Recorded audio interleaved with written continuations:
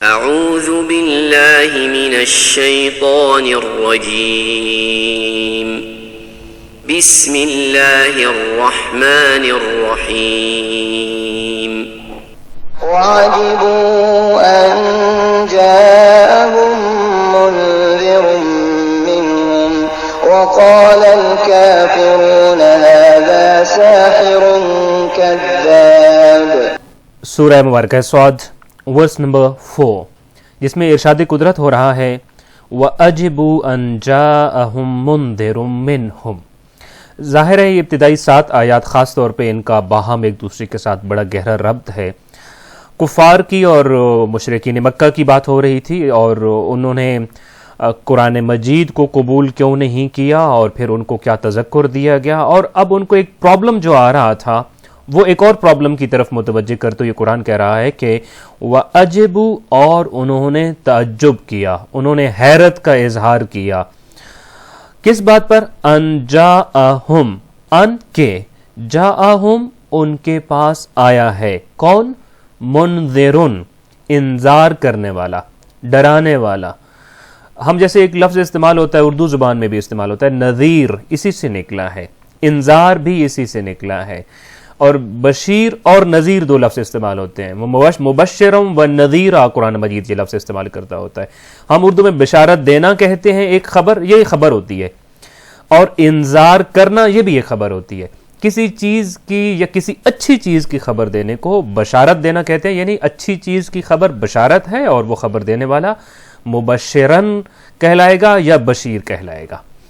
اسی طریقے سے کسی بری چیز کی خبر دینا، کسی چیز سے ڈرانا، وہ منذر ہوگا ڈرانے والا یا نذیر کہلائے گا، اور اس خبر کو انذار کہیں گے یعنی ڈرانا. نبی کریم صلی اللہ علیہ وآلہ وسلم کی قرآن مجید نے یہ 2 ڈیوٹیز بیان کی تھیں کہ نبی کریم صلی اللہ علیہ وآلہ وسلم جہاں بشارت دیں گے ثواب کی اور جنت الفردوس کی، وہیں انذار بھی کریں گے، اور انذار کریں گے برے اعمال سے، معصیت پروردگار کا، اور پھر جہنم سے بھی انذار کریں گے، لوگوں کو ڈرائیں گے. قرآن مجید میں ہم ایک اور جگہ دیکھتے ہیں کہ صرف ایک آیت سورہ توبہ میں موجود ہے جو علم دین کی طرف انسان کو متوجہ کرتی ہے اور حصول علم دین اور دینی اداروں میں جا کر دین کا علم حاصل کرنے کی طرف ابھارتی ہے. اس آیت میں بھی ہے لِيُنذِرُوا قَوْمَهُمْ إِذَا رَجَعُوا إِلَيْهِمْ. علم دین کا حصول کرنے کے بعد لِيَتَفَقَّهُوا فِي الدِّينِ کے بعد یہ الفاظ آتے ہیں. تفقہ فی الدین ہو گیا، دین حاصل کرنے کے بعد اس کا استعمال ہے. استعمال کہاں سے شروع کرنا ہے؟ لِيُنذِرُوا قَوْمَهُمْ، انذار سے شروع کرنا ہے. قرآن مجید کے اگر ان 2 چیپٹرز کو کھولا جائے کہ نبی کریم صلی اللہ علیہ وآلہ وسلم نے کس چیز کی بشارت دی اور کس چیز سے انذار کیا، کب بشارت دی اور کب انذار کیا، بشارت کا ریشو ان کی تبلیغ میں کتنا تھا اور انذار کا جو ریشو تھا وہ کس قدر تھا، تو 2 باتیں معلوم ہوتی ہیں. پہلی بات تو یہ ہے کہ انذار بشارت سے پہلے ہوتا ہے، یعنی خوشخبری بعد میں ہوتی ہے، یا یوں کہوں کہ اچھی عادتوں کو اڈاپٹ کرنا بہت ضروری ہے، مگر اس سے پہلے کیا ہوتا ہے؟ انذار بری چیزوں. جیسے ہم ہوتا ہے نا برتن میں جب کوئی پاک اور پاکیزہ چیز ڈالنا چاہتے ہیں تو سب سے پہلے برتن کو صاف کرتے ہیں، دھوتے ہوتے ہیں. سیم اسی طریقے سے انذار کے ذریعے ہم اپنی روح کو، اپنے نفس کو پاک کرتے ہوتے ہیں، اور پھر اس کے بعد بشارت والے وہ اعمال جب ہم انجام دیتے ہیں تو ان کا اجر کے ہم اہل قرار پاتے ہوتے ہیں. اسی چیز کی طرف ایون کلمہ جو ہم پڑھ کر مسلمان ہوتے ہیں وہ بھی اسی چیز کی طرف متوجہ کرتا ہے. لا الہ، ابتدائی طور پر کیا ہے؟ وہ جو غلاظتیں تھیں ان کا انکار ہے. وہ کیا غلاظتیں تھیں؟ وہ شرک کی غلاظتیں تھیں، اور بتوں کو خدا ماننا اور اللہ عز و جل کے علاوہ دیگر جو اشیاء تھیں ان کو اپنا الہ یا خدا مان لینا. سو لا الہ یعنی ان تمام سے براعت کا اظہار ہے، اپنے آپ کو ان تمام چیزوں سے الگ کر دینا جن سے انذار کے لیے انبیاء آئے تھے. الا اللہ یعنی پھر اس ہستی کی طرف متوجہ ہونا جو بشارتوں کا مالک ہے، جو جنات و عدن کا مالک ہوتا ہے. سو منذر کا معنی ہوتا ہے انذار کرنے والا، ڈرانے والا. سو ان کافروں نے تعجب کیا ہے کہ ان جاءہم منذرون، کہ ان کے پاس ایک ڈرانے والا آیا ہے، منہم یعنی ان میں سے، ہی از ون آف دیم، وہ جو ڈرانے والا ہے وہ انہی میں سے ایک ہے، اسی سوسائٹی کا ایک حصہ ہے، اسی سوسائٹی میں وہ پیدا ہوئے، اسی میں بڑے ہوئے، وہیں رہتے ہیں، وہیں کھاتے پیتے چلتے ہیں، اور ان میں سے ایک آیا ہے منذر بن کر. اس چیز کے اوپر انہوں نے تعجب کیا. وقال الکافرون، وقال اور کہا، الکافرون جمع ہے کافر کی، کافروں نے کہا ھذا ساحر، یہ جادوگر ہے، کذاب جھوٹا ہے، یہ جو ہم میں سے ہی ہمارے جیسا تھا اور اب منذر بن گیا ہے نقل کفر نہ باشد جیسا کہ وہ کہہ رہے تھے، تو وہ کہتے ہیں ھذا ساحر کذاب، یہ جادوگر اور یہ جھوٹا ہے۔ سو اس پوری آیت کا ترجمہ اس طرح سے ہو جائے گا، اور وہ اس بات پر تعجب کر رہے ہیں کہ ان کے پاس ایک ڈرانے والا پیغمبر انہی میں سے آیا ہے، اور کافر کہتے ہیں کہ یہ شخص جادوگر اور بڑا جھوٹا ہے۔ قرآن مجید کی تمام آیات اور تمام کلمات ہی بہت بڑا پیغام لے کر آتے ہیں، لیکن خاص طور پر اس آیا کو، اور جن دنوں میں ہم اسٹڈی کر رہے ہیں، بہت بڑا پیغام میرے اور آپ کے لیے اس آیا کے اندر موجود ہے۔ اب دیکھیے، انسان جب فطرت کے رستے سے ہٹتا ہے تو ہوتا کیا ہے، جس چیز پر اس کو تعجب ہونا چاہیے تھا اس کو وہ قبول کر لیتا ہے، اور جو اس کی فطرت کی آواز تھی اس کے اوپر تعجب کرنے لگ پڑتا ہے۔ مثلا اب دو مثالیں یہاں پہ بس اگر ہم سامنے رکھیں کہ فرض کیجیے اہل مکہ میں ہی کسی منذر نے آنا تھا، تعجب تو عمومی طور پر اگر ہوتا تو اس چیز پر ہونا چاہیے تھا کہ کوئی ایک عجیب اور ایک اجنبی شخص آتا جس کو وہ جانتے بھی نہ ہوتے، جس کے کردار سے آشنا نہ ہوتے، جس کی نیچر کا پتہ نہ ہوتا، اور پھر آ کر وہ وہاں نبوت کا دعویٰ کرتا۔ اب اس کے بارے میں نہ تو کسی کو پتا تھا کہ وہ کہاں سے آیا ہے، کیسا ہے، اس کا کیا مقصد ہے، وہ کس نیچر کا انسان ہے، اور نہ اس کا قوم معلوم ہوتی، نہ قبیلہ معلوم ہوتا۔ تو اس صورت میں تعجب ہونا چاہیے تھا کہ یہ کہاں سے آ گیا ہے اٹھ کے، اور یہ آ کر اس طرح کی بات کر رہا ہے اور ہمارے درمیان آ کر نبوت کا دعویٰ کر رہا ہے۔ ذرا اس کا قوم، قبیلہ اور اس کی جو حسب نسب ہے اس کو پوچھو، یہ ہے کون بھلا کہ اچانک سے آ کے یہاں پر اس نے یہ دعویٰ کر دیا ہے۔ اچھا، ساتھ والے کسی علاقے سے اٹھ کر وہ منذر نہ آتا، وہ رسول جو تھے وہ انہی معاشروں میں نہ بڑے ہوئے ہوتے، اور ساتھ والے کسی گاؤں اور شہر سے بھی نہ آئے ہوتے، بلکہ اللہ آسمان سے فرشتہ بھیج دیتا مثال کے طور پر، تو بھی تعجب ہو سکتا تھا۔ پھر تعجب یہ بنتا تھا کہ پروردگارا، میری ہدایت کے لیے میرا رول ماڈل وہ بنا کر بھیجا ہے جو جذبات و ضروریات میں میرے ساتھ شریک نہیں ہے، جس کے جذبات مجھ سے الگ ہیں، جس کی ضروریات مجھ سے الگ ہیں، جس کے احساسات مجھ سے الگ ہیں۔ میرے لیے رول ماڈل وہ ہوگا جو میرے جیسا ہو اور پھر کچھ ڈیفرنٹ کر کے دکھا رہا ہو، تو پھر میں یہ سمجھوں گا کہ میرے جیسا انسان جس کی ضروریات میری جیسی ضروریات ہیں، جس کے جذبات میرے جیسے جذبات ہیں، جس کے احساسات میرے جیسے احساسات ہیں، جس کو نیچر میری جیسی نیچر دی گئی، جو میرے جیسے ماحول میں ہوا، اور پھر اس نے کچھ بہت اچھے رستے کی طرف میری رہنمائی کی، تو وہ رول ماڈل بنے گا اور میں اس کو قبول کروں گا۔ اب اللہ کسی انجانے انسان کو بھیجتا تو بھی تعجب ہو سکتا تھا، آسمان سے ایون معصوم فرشتوں کو بھیج دیتا تو بھی تعجب ہو سکتا تھا کہ یہ میرا رول ماڈل کیسے بن سکتا ہے۔ اسی انسان کی ضرورت یہی تھی کہ اسی معاشرے سے آتا۔ اب دیکھیے، میرا اپنا ذاتی طور پہ ماننا یہ ہے کہ ان کا تعجب دو چیزوں پر تھا۔ پہلا تعجب تھا ان جاءہم منذرن، اس منذر کے اوپر تعجب تھا۔ دوسرا تعجب تھا منہم، یعنی وہ منذر آیا ہے اور اوپر پلس آیا بھی انہی میں سے ایک ہے۔ اب انسان جب راہ راست سے اور صراط مستقیم سے ہٹتا ہے تو ایک عجیب بات جو اس کے ساتھ ہوتی ہے وہ یہ ہوتی ہے کہ وہ کبھی لوگوں کو گمراہی کی طرف جاتا ہوا دیکھ کر تعجب نہیں کرے گا۔ لوگوں کو فطرت کی راہ سے منحرف دیکھے گا تو تعجب نہیں کرے گا۔ تعجب کہاں کرے گا؟ جب ان منحرف لوگوں کو واپس کوئی ٹریک کے اوپر لا رہا ہے، یعنی لوگ برائی کر رہے تھے، کسی کو تعجب نہیں ہو رہا تھا۔ لوگ راہ راست بھلا چکے تھے، بیٹیوں کو زندہ دفن کر رہے تھے، اور وہ کبھی گھوڑا آگے بڑھانے پہ جھگڑا، کبھی پانی پلانے پہ جھگڑا، اور جانے کیا کیا معاملات ہو رہے تھے، کسی کو کوئی تعجب نہیں ہو رہا تھا۔ اسی معاشرے سے ایک فرد اٹھا اور ان ساری غلاظتوں اور کثافتوں سے اس معاشرے کو دور لے جانے کی جو اسٹرگل شروع کی، اس منذر، ان برائیوں سے دور کھینچ کے لے جانے والے فرد کو دیکھا تو تعجب کرنے لگ پڑے۔ میں آج کے زمانے کی اگر مثال دوں، مثال کے طور پہ آج دنیا کس طرف جا رہی ہے؟ انسان، مجھے واقعتاً حیرت ہوتی ہے، کیا انسان نے کبھی جانوروں کو نہیں دیکھا؟ انسان اپنے معاشرے میں کبھی پرندوں کو نہیں دیکھتا، حیوانات کو نہیں دیکھتا؟ اللہ نے ان کا بھی ایک ستر اور ایک پردہ رکھا ہے۔ انسان کی فطرت ہے کہ وہ اپنے اوپر لباس ڈالنا چاہتا ہے۔ جنت سے جناب آدم کا جب قرآن مجید تذکرہ کرتا ہے تو وہ یہی کہتا ہے کہ وہ وہاں سے جنت کے اوراق سے اپنے آپ کو چھپانے لگ پڑے تھے ستر کے طور پر۔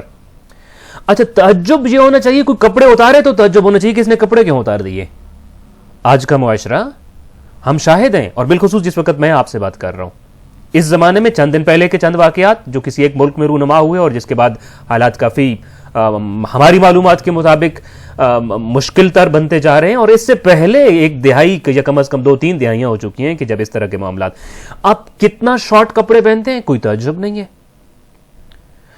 مگر جب آپ اپنے آپ کو پورا لباس میں ڈھک لیتے ہیں اور پورا آپ حجاب میں آ جاتے ہیں، تعجب کرتے ہیں، صرف تعجب نہیں کرتے، بزور بازو روکتے ہیں، قانون کے زور پر روکتے ہیں۔ تعجب کس پر ہونا چاہیے تھا اور کس چیز کے اوپر ہو رہا ہے؟ یہ کب ہوتا ہے؟ اسی آیا کے ذیل میں ہم دیکھ رہے ہیں کہ معاشرے میں برائیاں ہو رہی تھیں، کسی کو تعجب نہیں ہو رہا تھا۔ ان برائیوں کو روکنے کے لیے ایک شخص آیا، وَأَجِبُوا أَن جَاءَهُم مُنذِرٌ، تعجب ہو گیا ان لوگوں کو کہ یہ روکنے والا کہاں سے آ گیا۔ یہ ہمیشہ سے رہا ہے، اور جو معاشرہ ایسا کر رہا ہو، یقین جانیے ہمیں فوری طور پہ جو رزلٹ نکالنا یہ ہے کہ یہ راہ فطرت سے منحرف معاشرہ ہے، اور فطرت سے منحرف جتنے اصول، قاعدے، قوانین اور ضابطے بنائے جائیں وہ انتہائی کمزور ہوتے ہیں اور انتہائی وقتی ہوتے ہیں۔ فطرت کے خلاف جانے والے رستوں کو جتنا جلدی ٹھیک کیا جائے اتنا کم محنت اور زحمت کے ساتھ وہ ٹھیک ہو جاتے ہوتے ہیں۔ آج کا معاشرہ بھی ہمیں بالکل اسی آیا کے عکس میں کتنے ہی مسائل میں ہم یہ چیزیں دیکھ رہے ہیں۔ پہلا تعجب ان کا یہ تھا منذرون، کہ انذار کرنے والا۔ دوسرا ان کا تھا منہم، حالانکہ یہ دونوں تعجب غلط ہیں۔ تعجب ہونا چاہیے تھا اگر مثال کے طور پر تو وہ اس بات پر ہوتا کہ ایک ایسا شخص ہمارا منذر بن کر کیوں آیا جس کو ہم جانتے بوجھتے ہی نہیں ہیں، جس سے ہماری شناختی کوئی نہیں ہے، وہ فرشتہ یا کوئی ایک انسان ہی کیوں نہ ہوتا، اس پر تعجب ہونا چاہیے تھا، جس نے اس معاشرے میں ایک زندگی گزاری اور اس کے کردار میں ایک بھی حرکت ایسی نہیں ہے، ایک بھی جنبش ایسی نہیں ہے کہ جس کے اوپر انگلی اٹھائی جا سکے، اسی کے اوپر انگلی اٹھا کر کہا جا رہا ہے کہ ہم میں سے کوئی کیسے بھلا منذر بن سکتا ہے۔ ایک اعتراض یہ تھا۔ دوسرا کیا تھا؟ انذار کرنے پر، منذر بننے پر، برائی سے روکنے پر لوگوں کو تعجب ہو رہا ہے، مگر برائی کی طرف بڑھتے ہوئے قدموں کو دیکھ کر، زندہ بیٹیوں کی آہو بکار اور چیخو پکار سن کر ان کو کبھی تعجب نہیں ہوا تھا۔ اب آگے کہنے کیا لگ پڑے؟ وقال الکافرون۔ اب تعجب جو غلط چیز پہ ہو تو پروپیگنڈا کیا جاتا ہے، پھر اب یہ اگلا پروپیگنڈا ہے۔ وقال الکافرون ھذا ساحر کذاب۔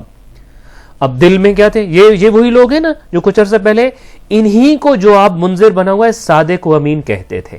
اور کبھی آپ ضرور ہمیں مطالعہ کرنا چاہیے کہ اسلام کے آنے سے پہلے نبی کریم صلی اللہ علیہ وآلہ وسلم کو صادق و امین کیوں کہا جاتا تھا؟ آپ نے معاشرے کو وہ کون سی ضروریات پوری کی تھی کہ آپ نے ان معاشرے کی دو ضروریات اہل مکہ کی یوں پوری کی کہ دو کردار لوگوں نے یوں دیکھے کہ ان کا نام ان کرداروں میں ڈال دیا۔ وہی صادق و امین جس کو کہتے تھے، اب پروپیگنڈا ہو رہا ہے۔ کیوں؟ چونکہ انذار کر رہے ہیں وہ۔ اب آپ کے خلاف جب بھی آپ اچھے رستے کی طرف قدم اٹھاتے ہیں تو آپ کو روکنے والے بڑھ جاتے ہیں، آپ کی طرف انگلیاں اٹھالنے والے بڑھ جاتے ہیں، آپ کے اوپر الزام لگانے والے بڑھ جاتے ہیں۔ یقین نہیں آتا تو سورہ سواد کی اسی آیت نمبر 4 کو پڑھیے۔ لہذا جب بھی آپ کے کرٹک زیادہ ہو رہے ہوں، آپ کے نقاد زیادہ ہو رہے ہوں، آپ کے خلاف بلند آوازیں اٹھ رہی ہوں، تو سمجھیے کہ یقیناً آپ کہیں کچھ اچھا کر رہے ہیں۔ وقال الکافرون ھذا ساحر کذاب، جس کو صادق و امین کہتے تھے اور جس کو جانتے تھے کہ وہ ان کے معاشرے کا حصہ ہے، اس کا جادو کے ساتھ، سحر کے ساتھ، جھوٹ کے ساتھ، فریب کے ساتھ دور کا واسطہ بھی نہیں ہے۔ مگر اب اس دعوت کو روکنے کے لیے جس دعوت کی طرف نبی کریم صلی اللہ علیہ وآلہ وسلم بلا رہے تھے، اب کیا کیا جا رہا ہے؟ الزامات لگائے جا رہے ہیں، پروپیگنڈا کیا جا رہا ہے۔ گویا کہ اس آیا کو جب ہم دیکھتے ہیں تو ہم ایک نتیجے پر پہنچتے ہیں، اور وہ نتیجہ یہ ہے کہ ان لوگوں کے اوپر قرآن نے گویا کہ اظہار حسرت کیا ہے۔ اللہ ان کی تنبیہ کے لیے، ان کے انذار کے لیے ایک منذر، ایک نبی اور ایک رسول، ایک معصوم رسول بھیجتا ہے، ان کو یاد دہانی کرانے والی ایک کتاب ساتھ بھیجتا ہے، مگر اب وہ غرور اور کمانڈ میں مبتلا ہو گئے اور تعجب کر رہے ہیں کہ انہی جیسا ایک انسان ان کے پاس انذار کے لیے آیا ہے۔ اب ان کی رعونت اس قدر بڑھ چکی تھی کہ وہ کافر اس منذر کو، اس انذار کرنے والے کو، اس برائیوں سے بچا لینے والے کو ساحر بھی کہہ رہے ہیں اور کذاب بھی کہہ رہے ہیں۔ اب جبکہ ہم یہ آیا پڑھ رہے ہیں، دو باتیں، کیونکہ ہر آیا کو ہم نے آج کے ماحول میں سمجھنا ہے، اور جیسا کہ قرآن مجید، قرآن فہمی کا ایک اصول یہی ہوتا ہے کہ آپ یہ سمجھیے کہ یہ آیا آج ہی اور ابھی نازل ہو رہی ہے اور موجودہ حالات کے مطابق نازل ہو رہی ہے، کیونکہ قرآن کی کوئی آیا ایسی نہیں ہے جو ریلیونٹ نہ ہو آج کے زمانے سے۔